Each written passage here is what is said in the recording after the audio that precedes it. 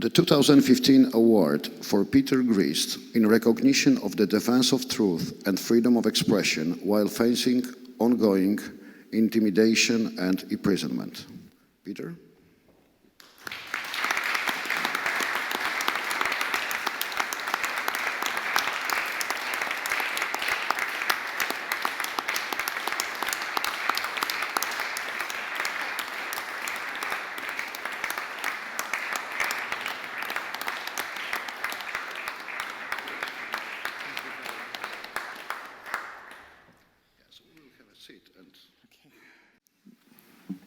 I'm short, you see, forgive me.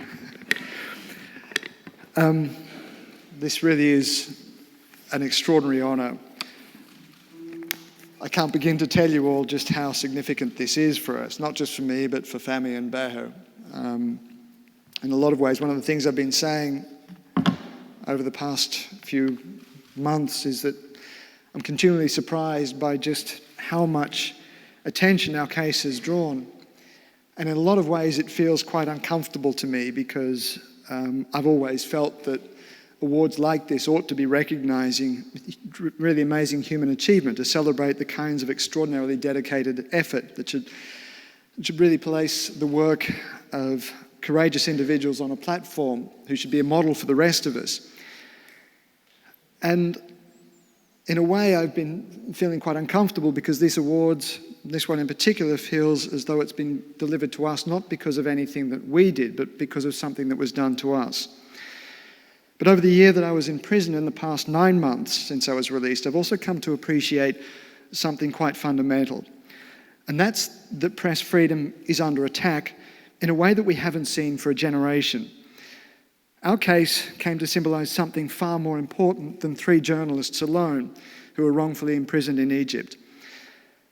Now, as we've already heard, the statistics for the attacks on journalists are pretty grim. The Committee for the Protection of Journalists started doing the statistics back in 1991, and the number of journalists who've been killed last year, as we've already heard, was over 60.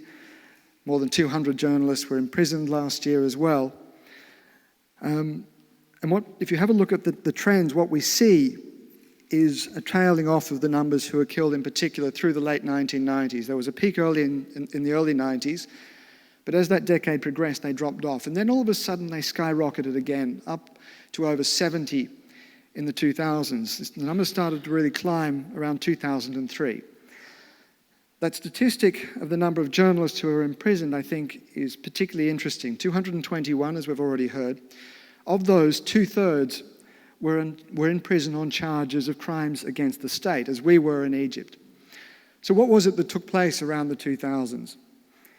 I think it had a lot to do with 9/11, the war on terror. One of the things that emerged then was a conflict, or what happened before then was we saw conflict over physical stuff, over land, over water, over ethnicity. Areas where the lines that you could draw, the front lines, were fairly clear-cut. Journalism has always been a dangerous profession. No one should kid themselves that this is the kind of business, particularly if you're interested in covering conflict, where you can be completely safe. But what we saw in those wars over stuff was an acceptance of journalists as neutral observers who had a right and a responsibility to be there.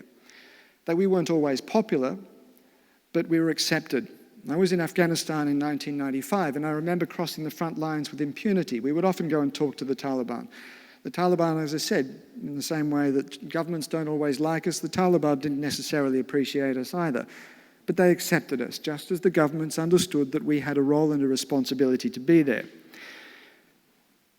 But President Bush, after 9/11, effectively, when he said you're either with us or you're with the terrorists, what he did in that single statement was remove the safe ground, the neutral ground that journalists were able to operate in. There were 2 very important things, I think, that happened in the wake of 9/11 that changed the dynamics. The first was when the United States launched a bombing attack on Al-Jazeera Arabic's offices in Kabul. It did that, it carried out that attack because it disagreed with what Al Jazeera said. Now, I'm not defending Al Jazeera here. What I am saying is that no government has a right to attack a news organisation for what that organisation is saying. Similarly, in early 2002, Daniel Pearl was executed, beheaded by the Taliban because he was a journalist, because of what he represented. What we've seen now is a war no longer over stuff. We're seeing a war, as we've already heard, the war on terror, the war on terrorism, a war over an idea, over a concept. A friend of mine very wryly said once that this is a war on an abstract noun. And in this kind of conflict, in a war over an idea, over a worldview, the battleground no longer is the physical territory, it's the space where those ideas are transmitted. And that's the media itself. And so in this war of ideas, it's us, the journalists, who've become the unwitting, unrecruited, unenlisted foot soldiers. We are the ones who are being targeted. In this new conflict, if you as a reporter choose to interrogate a government's handling of its security operations, if you investigate or challenge the way it deals with Islamic extremism, for example, you run the very real risk of being locked up because of the work that you are doing, because you're accused of perhaps transmitting terrorist ideology. Never mind that this is actually part of understanding how it is that terrorists come to the conclusions that they come to. Similarly, if you go and try and interrogate the Islamists, the extremists, as we've already heard, then you are just as likely to have your head also removed, as we've seen in Syria with James Foley and Stephen Sotlov. Of course, being murdered is the ultimate permanent sanction. I'm not suggesting that what happened to James and Stephen is equivalent to what we experienced in Egypt.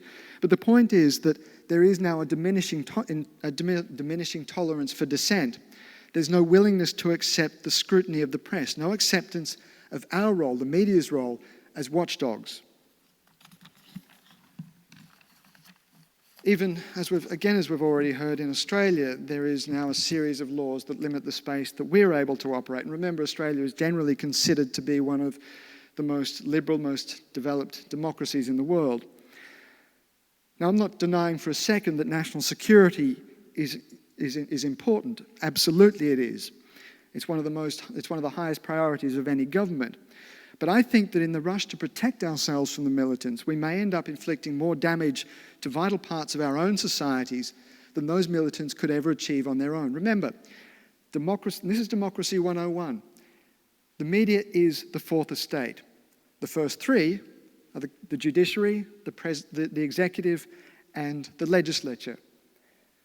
In that conception, that model of democracy, we, the media, are as important as those other three pillars. And if you remove that pillar, you weaken the whole structure. We tend to forget just how crucial the media is to a properly functioning democracy. Now, for me, this is not an abstract idea. This is personal. It cuts to the heart of what happened to Baher Fahmy and me in Egypt early last year when the national security agents raided our hotel rooms and Baher's home. It took us a little while for us to understand what was going on, but in my case, it was at least a few weeks before I realized that our arrest had nothing to do with what we had actually produced and everything to do with the threats that the secret services thought journalists posed more broadly. The authorities invoked the T word, terrorism, to justify what amounted to an assault on a fundamental human right, that right to information.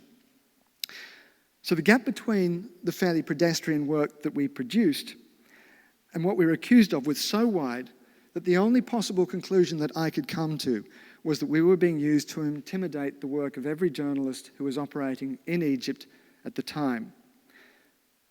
If that was the case, then the only logical response, as far as I could see, was to call it out for what it was.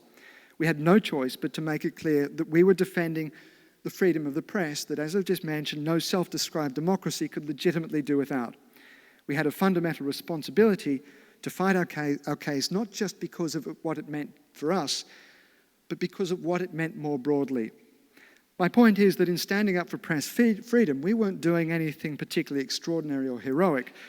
Heroism involves a choice to put oneself in harm's way for the greater good.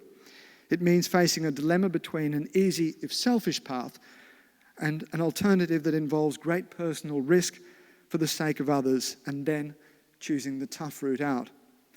I don't feel we had a choice. To me, standing up for press freedom was simply the most obvious way of defending ourselves as representatives of the wider media community. So that's why for a long time I was puzzled about why we should be getting an award like this. As I said, it seems that we're being honoured not because of anything we did, but because of what was done to us. But now, though, as we confront the assaults on press freedom more broadly, I've come to see these medals very differently. If we're ever going to win this battle, if we're ever going to roll back or at least stop the laws that are narrowing the space that we can work in, we have to stand together as an industry. One of the most powerful lessons of the campaign to get us out of prison wasn't just how much support we got from around the world, from other people, from politicians, from diplomats, from ordinary individuals. It was the support we got from our professional community. Every person in this room knows just how fiercely competitive our industry really is, and in most cases we'd rather murder our own babies than acknowledge the opposition. And yet we saw some absolutely incredible solidarity from the media industry, and I think we all need to be extremely proud of that, because I would not be standing here today if it weren't for the support that we had from our fellow professionals. As we've already heard from Steve, there was one other point that I wanted to make. In a very real way then, we have become not so much heroes of a particular struggle in a North African state, as representatives of a far wider battle, a far more serious struggle to defend press freedom everywhere. This award is much less about anything that we have done than it is about what we have come to stand for. Ladies and gentlemen, as we've already heard, we are now working on something, on a press freedom charter, on a media freedom charter. It's something that Baher and Fahmy and I discussed in prison. We are still very much in the early stages of this, but it is something that I think needs to be considered. This might not be the best way of dealing with the crisis we now face. Certainly it's not the only option for us. But clearly something has happened. The existing protocols, charters, agreements, and there are many of them that are out there, they are not doing their jobs. If they were, then the statistics we've been discussing would not be quite so serious. So we have to do something. This is my solution. It's a solution that's still very much in its infancy, but I would like to invite you all to take part in that broader conversation about what we do from here. Ladies and gentlemen, I am incredibly proud of these medals, and I am honoured to accept them on behalf of Fahmy and Baher as well. But in the same spirit that I felt we were fighting on behalf of every journalist and every one of our readers and audiences who consume our work, I would like to accept this award on behalf of all of those who believe that in that most fundamental freedom of the press and the public's right to know. Thank you very much.